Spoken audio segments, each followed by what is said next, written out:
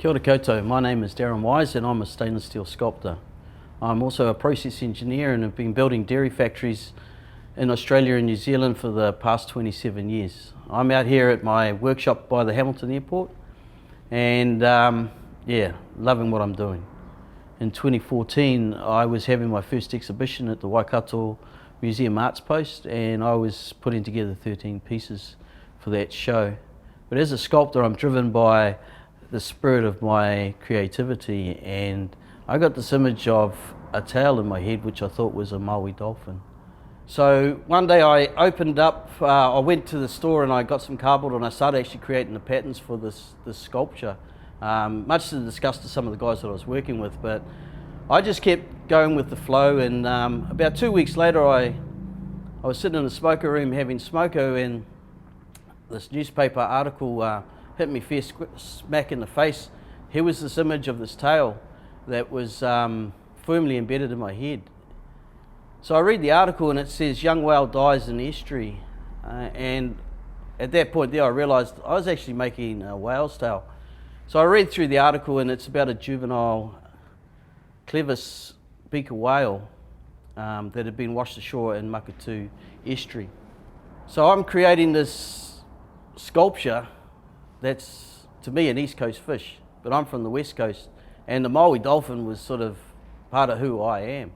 So I keep reading through this article, and the kaumata does the blessing on this dead whale, named it URU, URU the whale, and that's where URU got his name from, because I came to realise at that point that, yeah, URU was actually a whale. And so I had my exhibition at the Arts Post, and afterwards I start creating URU the whale because it's a big piece. And I'm working out of my workshop, aka my double garage, and I pull my motorbike out of the garage one day to go for a ride, and I knock URU off its perch and URU smashes into 10 pieces, and I'm like looking at it on the ground, highly disappointed in myself and quite upset. But what it did was it made me think about what it was that I was actually doing. Was I an engineer? Or was I a sculptor? And what is it I needed to do? So 6 months later, I find this workshop out by the airport where I am now, and it starts me on a new journey as a sculptor. So I'm working out at the factory there, and a friend turns up and he sees URU sitting on the floor, and he goes, "Wow, that's amazing. What are you doing with it?" And I was like, "Actually, I don't really know what I'm doing with it. I don't know how to market it. I don't even know how I'm going to present it." And he says to me, "It should go to Kaikoura." And I was going, "Kaikoura?" And he's like, "Kaikoura Whale Watch." And we brought up an image of a fluking tail that you were using, Kaikoura was using in their marketing strategy at the time, and he was right. It was like almost identical. So at that point I realised I needed to get URU up off the ground and give URU the mana and respect that it deserved. So I rang a master carver I knew, and he told me that the only timber that, or the wood that URU or the whale could go on would be Cody. So me and my son jumped in the ute one weekend and we tied URU on the back and off we went up to Ngāpuhi country to look for this Cody stump. We found it eventually, and then we dragged it back home, and my son started chipping away at it with a little tomahawk, and 3 months later we'd finished up this piece of Cody wood that we'd put a waterfall into the back of. So here I have now is we have URU, the whale, diving into a Cody log, Tani Mahuta, flowing down a waterfall, the awa, back to Papatuanuku, Earth Mother. And I was sort of blown away myself and about the way that I felt about what I just created, and I was really, really happy with the end result.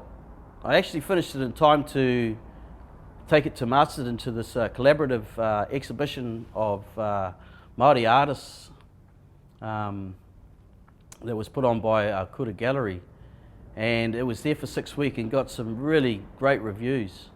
And after that I tried to get it into Te Papa, but they weren't quite interested in it.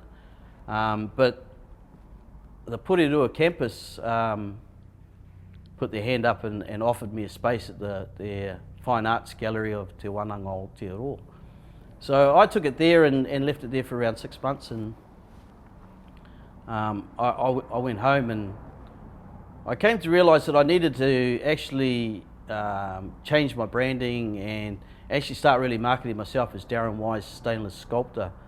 And so 6 months later I went down and picked up URU, and I brought it back, and I opened up my little gallery here in my workshop, and also had an exhibition at the Auckland Home Show, where URU was really going on display for the first time, and potentially in front of 60,000 people.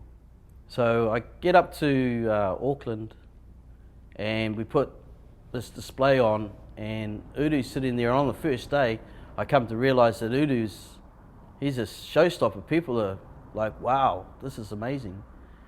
And so for the last 3 days of the show, we did what we called a wow guide, and we put a little tick down every time somebody said wow, amazing, fantastic.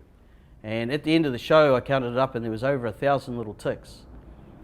So at that point I realised that URU was a showstopper, and I brought URU back down to Waikato, did a show at the Hamilton Home Show, and then just over a year ago I took URU out to the agricultural field days. But again, it got rave reviews and people really enjoyed URU. So for the last year, URU's been sitting in my gallery here, sort of a little bit alone. I've been able to enjoy URU, but I feel like it's time for URU to move on and to find a new home, and that, you know, URU has something to offer, and people are inspired and happy to see URU. So I'm hoping that with this video, the opportunity will arise that URU's journey will continue, and he'll find a home that's more suited to him than my little gallery out here in the Waikato Dairy Factory. So for me, I'm hoping that this becomes an opportunity for URU to continue his journey, so I can continue my journey also. Tēnā koutou, tēnā koutou, tēnā koutou katoa.